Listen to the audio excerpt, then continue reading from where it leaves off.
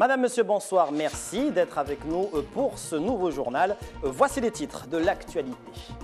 Le conflit au port à la une de l'actualité de ce jeudi soir avec la cacophonie qui règne toujours sur le site.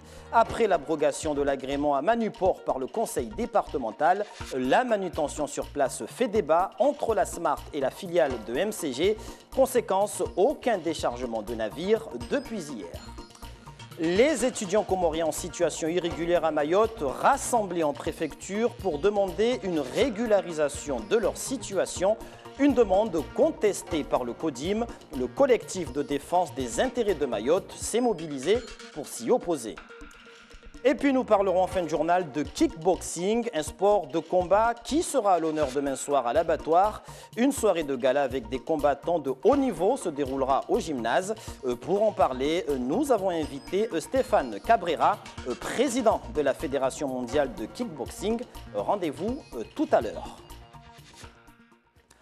Nouvel épisode dans le conflit qui oppose à Longoni la MCG et la Smart. Depuis hier, un porte-conteneur est au mouillage, impossible de le décharger tant que ces deux sociétés d'accounage du port ne trouvent pas de solution. Taslima Abdou Hamza, Halda Alidi. Le navire Julie Delmas devait accoster dans la matinée. Mais plusieurs heures plus tard, les agents de la Smart et de Manuport ne savent toujours pas qui va décharger le porte-container de la CMA-CGM. Pour éviter une escalade de la violence, plusieurs dizaines de gendarmes ont été envoyés sur place par la préfecture, une ingérence mal vécue par certains salariés de la Smart. On nous a confié une tâche avec des documents officiels. Donc on veut exécuter notre tâche. Le bateau ne va pas accoster, peut-être qu'il va repartir, c'est notre port. Le conseil départemental n'est pas fou pour nous signer des papiers comme ça. Il a appris que non, il faut que le bateau entre, ce qu'on nous a dit, et que MCG va travailler. Qui est MCG? Est-ce qu'il a un employé? Ce sont les Manuport. Quand j'ai dit au-dessus de la loi, parce qu'il y a le conseil d'État qui a annulé l'agrément de Manuport. Ce n'est pas nous, c'est le conseil d'État. Nous, les Mahorais, n'en voulons pas de république bananière. Si la Smart a l'appui du conseil départemental, selon la société Didanel, la CMA-CGM a choisi Manuport. Mayotte Channel Gateway s'appuie sur le contrat établi entre eux et l'armateur. Il appartient à l'armateur de décider qui est son manutentionnaire. L'armateur a décidé clairement, en dépit de tout ce qui se passe, a décidé clairement que son bateau soit déchargé par MCG. Il faut savoir que les armateurs, ce sont des professionnels du métier. Ils savent très bien qu'ils ne peuvent pas cautionner les illégalités du Conseil général. En attendant une entente miraculeuse entre les deux camps, le bateau reste au mouillage. Mais pour combien de temps encore? La décision du tribunal attendue le 2 août prochain devrait être décisive. Et au sujet de ce conflit, nous avons sollicité sur notre plateau le conseil départemental, invitation rejetée. Autre titre de l'actualité, ce rassemblement sur surveillance policière des étudiants comoriens en situation irrégulière à Mayotte. Bacheliers, ils ne peuvent pas poursuivre leurs études supérieures et d'après eux, la préfecture va examiner au cas par cas leur situation, ce que dénonce le collectif de défense des intérêts de Mayotte. Il exige leur retour dans l'Union des Comores pour aller y demander un visa à l'ambassade. En Liat, Bouanaïssa, Daniel Abdou. Ces étudiants comoriens regroupés ici dans les locaux de la CIMAD à Mamoudzou reviennent d'un rassemblement devant la préfecture. Ils sont des centaines, bacheliers, mais ne peuvent pas poursuivre des études supérieures ni à Mayotte ni à Métropole. Une délégation a été reçue par le cabinet du préfet. Elle ne perd pas espoir. La préfecture nous a demandé de faire une liste afin de savoir exactement combien d'élèves sont à Mayotte et comment ils peuvent nous aider pour les dossiers qui sont là-bas, parce qu'il y a pas mal de dossiers, il y a au moins 250 étudiants qui sont actuellement sans école. Des représentants du CODIM, le comité de défense des intérêts de Mayotte, étaient eux aussi reçus par le préfet la veille. Même s'ils étaient présents devant la préfecture ce matin, ils ont exprimé leur mécontentement face à la manifestation de ces étudiants en situation irrégulière. Il faut qu'ils suivent les règles, c'est-à-dire de demander un visa dans leur pays d'origine pour la majorité d'entre eux aux Comores. Ce sont des étudiants qui sont en situation irrégulière. L'obligation légale en France, c'est de scolariser jusqu'à 16 ans, pas au-delà. Ce sont des étudiants qui, pour la majorité d'entre eux, sont majeurs, c'est-à-dire qu'ils sont totalement dans la clandestinité. Ils ont eu des années pour régulariser leur situation. Ils doivent rentrer dans leur pays et demander des visas chez eux à l'ambassade. Ce vendredi, ces étudiants reviendront devant la préfecture pour attendre la réponse à leur situation. Le CODIM aussi. On parle religion dans ce journal avec le premier contingent aujourd'hui à l'aéroport de candidats au pèlerinage à la Mecque, composé de 122 personnes qui sont parties ce jeudi à destination de l'Arabie Saoudite.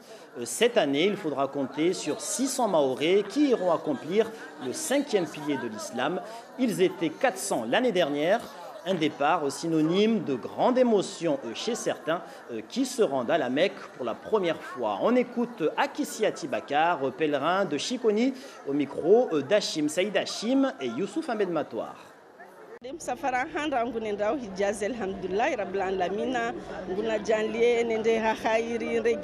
C'est mon premier départ pour le pèlerinage, Dieu merci.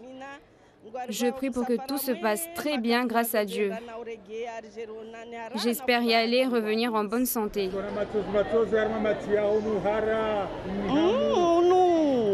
Oui, ce sont des larmes de joie parce que c'est un grand voyage, le plus important pour tout être humain.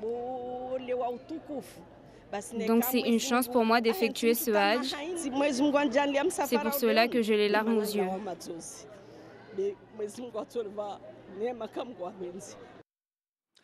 Eux aussi préparent leur voyage, mais ils sont beaucoup plus jeunes. Je vous parle de ces élèves du conseil municipal des jeunes de Mamoudzou. À 2 jours de leur départ en France, ils se sont entretenus avec le sénateur Hassan Abdallah, l'occasion de bien préparer leur séjour dans l'Hexagone où ils se rendront au Parlement. Henriette Bouanaïssa, Anastasia Laguera. Attentifs, ces ambassadeurs de la jeunesse de la commune de Mamoudzou écoutent les directives des autorités municipales relatives à leur séjour en métropole. Ils sont 38 sur 45 jeunes âgés de 13 à 18 ans à prendre l'avion samedi pour Paris, un voyage pédagogique au cœur des institutions et des symboles de la République. C'est la première fois que je vais partir en métropole. Et comment est-ce que vous vous sentez, ce voyage? Je le sens, j'ai peur. Mais vous avez peur de quoi? Peur de questions qu'on pourrait me poser, que je ne pourrais pas répondre. Mais j'ai de la patience pour aller là-bas, rencontrer de nouveaux gens. Et surtout que je vais aller là-bas pour voir des choses qui appartiennent à la politique, qui concernent la politique, comme le Sénat. Peut-être j'aurai la chance de rencontrer M. Emmanuel Macron pour lui poser des questions. Je suis très heureux d'y aller. Parce que ça nous fait sortir de Mayotte, ça nous fait découvrir. Pour ceux par exemple qui n'ont jamais pris l'avion, c'est vraiment, ça doit être exceptionnel. Je suis serein, je sais comment je vais organiser ça, et voilà. Et qu'est-ce que vous allez dire à vos conseillers quand vous arriverez là-bas? Je vais leur dire d'être sérieux, d'être droit, de ne pas faire de conneries, tout ça. Pendant une semaine, ils vont s'imprégner des valeurs de la République et Mayotte sera dans tous les débats. Si je croise un député, je lui demanderai si son travail est compliqué pour lui, parce que ça peut être compliqué, et s'il souhaiterait que des jeunes comme nous deviennent des députés un jour.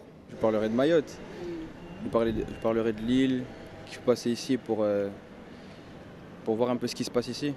Parce que quand on voit aujourd'hui, on a l'impression que les élus métropolitains nous oublient. Du coup, il est dur de venir ici, voir un peu ce qui se passe et voir s'ils pourront nous aider. Près de 100 000 € ont été nécessaires pour organiser ce voyage qui les conduira au Conseil d'État, à l'Assemblée nationale, au Sénat ou encore au musée du Louvre, un voyage qui fera de ces enfants des citoyens responsables et acteurs du développement de leur localité. Quatrième volet ce soir de notre série de reportages consacrés aux agriculteurs locaux. Si le travail des producteurs de la zone Habwe-Bajoni est plus facile pour certains depuis la mise en place du réseau moderne d'irrigation pour les cultures, d'autres ne sont pas pour autant sortis de la galère. Outre la problématique de la relève après la retraite, on déplore également les conflits fonciers entre voisins. Reportage Laini Saïdachim, Daniel Abdou. À 2 mois du début de la saison des pluies, période de culture, Madi Soufou n'a pas encore labouré son champ. Il s'est concentré sur l'élevage de zébus en attendant de trouver un candidat pour reprendre son exploitation. Ce septuagénaire doit bientôt prendre sa retraite. Je cotise à la MSA à raison de 300 € par an. On nous a bien rappelé qu'il faut songer à partir à la retraite lorsqu'on atteint l'âge. On nous a expliqué aussi qu'il faut penser dès maintenant à la relève, car on ne peut pas être à la retraite et continuer à exploiter. Mais pour l'instant, je ne sais pas encore comment je vais faire pour pouvoir passer la main.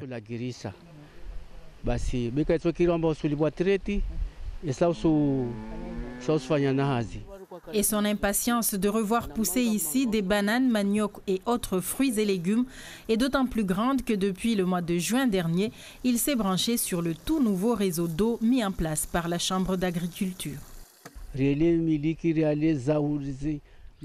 Il faut que l'on puisse nourrir la population. On nous a sensibilisés sur notre devoir de planter toutes les catégories d'aliments, bananes, manioc, fruits et légumes de toutes sortes. Nous mettrons en place une grande coopérative à Kombani pour pouvoir vendre ensemble nos produits. Celui qui prendra son travail vraiment au sérieux aura de très bons rendements.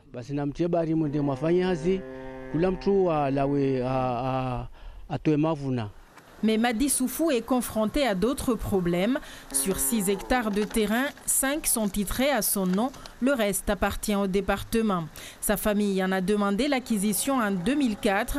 Aujourd'hui, elle est contestée par une autre personne. Cette dernière a déjà dressé une clôture interdisant tout accès. J'aide beaucoup mon père, notamment à planter des bananes depuis toute petite et de toutes sortes de cultures. J'ai même semé du riz l'année dernière.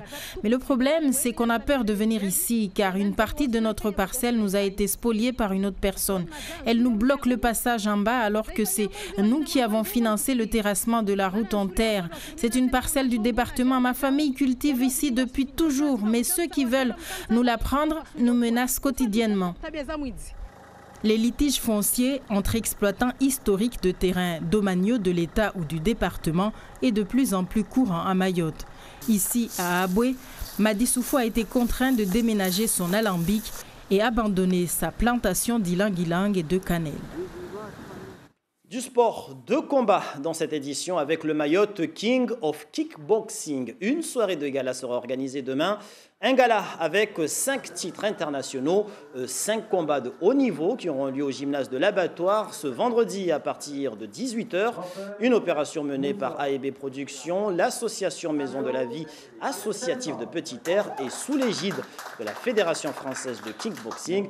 Pour en parler, nous recevons Stéphane Cabrera, président de la Fédération mondiale de kickboxing. Bonsoir. Bonsoir à vous. Alors, un tout premier gala de kickboxing à Mayotte, quels en sont les enjeux? Écoutez, c'est déjà une première dans l'île. Donc c'est un grand événement parce qu'il est reconnu au niveau international par notre organisme. Et il va y avoir un championnat du monde, un championnat intercontinental et 3 titres de l'océan Indien. On peut dire qu'il s'agit ici de combats de haut niveau. On peut dire que c'est du haut niveau et que c'est une première sur Mayotte où il va y avoir le premier championnat du monde de kickboxing organisé dans l'île. Alors, localement, on connaît l'enfant du pays, oui. Irachidine Saïndou. Est-ce qu'une telle organisation, un tel gala demain, qu'est-ce que ça peut apporter localement? Est-ce qu'il y a un potentiel justement à Mayotte déjà au niveau international, ça va permettre à Mayotte d'être reconnu internationalement dans les sports de combat. Là, on parle de kickboxing, mais nous sommes une grande famille des gens des sports de combat. Donc déjà, ça, c'est la première des choses. La deuxième, c'est que les gens qui ont mis en place cette organisation sont arrivés à organiser le premier championnat du monde de kickboxing à Mayotte, ce qui est quand même une très très grosse réussite parce que ce n'est pas très facile. Donc, oui, allez-y. Donc je pense que c'est une première pierre à un édifice qui va s'agrandir et qui va sûrement faire de Mayotte une des places fortes dans l'océan Indien dans le kickboxing. Il y a un potentiel à Mayotte. Il y a un très gros potentiel à Mayotte. Il y a eu déjà de grands champions de Mayotte, dont un que je connaissais personnellement qui s'appelle Moualim Ramia, qui ne boxe plus mais qui était un grand champion dont je me suis occupé personnellement. Et c'est une grande fierté pour moi d'être ici à Mayotte pour le premier championnat du monde de kickboxing de l'histoire de l'île, avec M. Sindou. Alors on parle demain soir de cette soirée, on parle de 5 titres internationaux. Plus concrètement, vous pouvez nous présenter justement cette... Plus concrètement, il y aura un championnat du monde qui va mettre aux prises un boxeur de Mayotte contre un boxeur de Madagascar. Ensuite, il va y avoir un championnat intercontinental entre un boxeur du Zanzibar contre un boxeur de Mayotte et 3 titres de l'océan Indien avec des combattants de Madagascar, de la Réunion, de la Tanzanie et du Zanzibar. Et du Kenya aussi, j'ai oublié. Donc c'est une organisation mondiale basée sur l'océan Indien, ce qui est une première aussi. Merci Stéphane Cabrera d'avoir accepté de répondre à notre invitation. Demain, rendez-vous donc demain à partir de 18h. Et venez nombreux. Merci. Fin de ce journal. Dans l'actualité de ce jeudi 26 juillet, le conflit au port qui s'enlise entre les 2 sociétés d'accounage qui revendiquent la manutention, une situation de discorde entre la Smart et Manuport avec comme conséquence un porte-conteneur resté au mouillage depuis hier. Aucun déchargement possible. Le conflit se poursuit. Merci pour votre fidélité. À suivre, Darwesh Daou dans un instant pour le journal en maoré. Quant à moi, je vous donne rendez-vous demain soir à 19h. Passez une très belle soirée sur La Première.